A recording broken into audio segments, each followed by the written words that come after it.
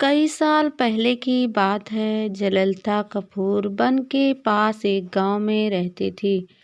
जब वह शादी के बाद अपने ससुराल पहुंची तो सास ने उसे पकड़ लिया और गले से लगा लिया।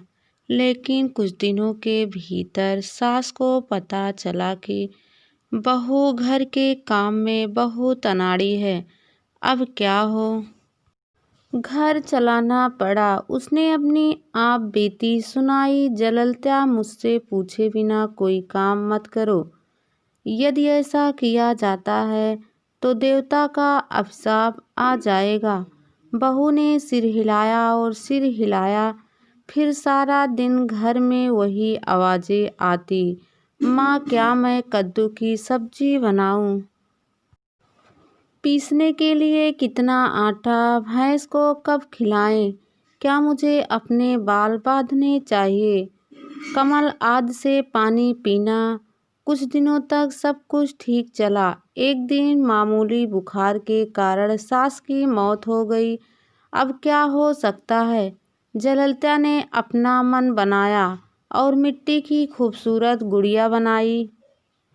वह अपनी सास मानती थी और घर का काम करती थी। उसने कोई भी काम करने से पहले मूर्ति से पूछा होगा।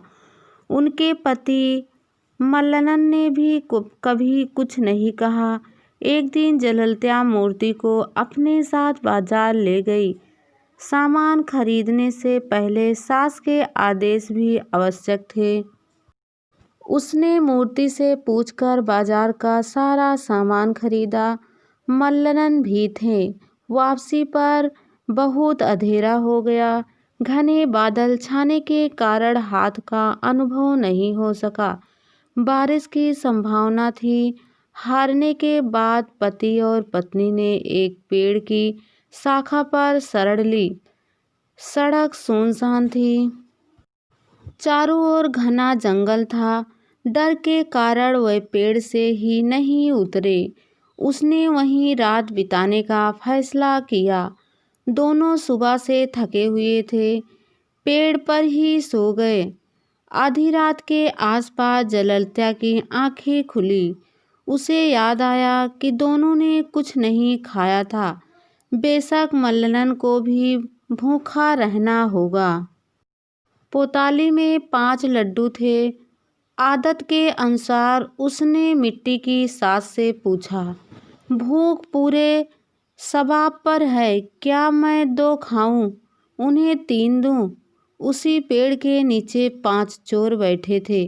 चोरी का माल बांटा जा रहा था।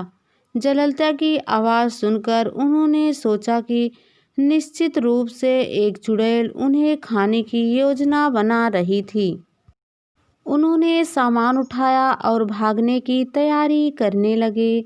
तब जयललिता के हाथ से मिट्टी की मूर्ति गिर गई। जल्दी में चोर समझ गया कि चुड़ैल ने उन पर हमला किया है।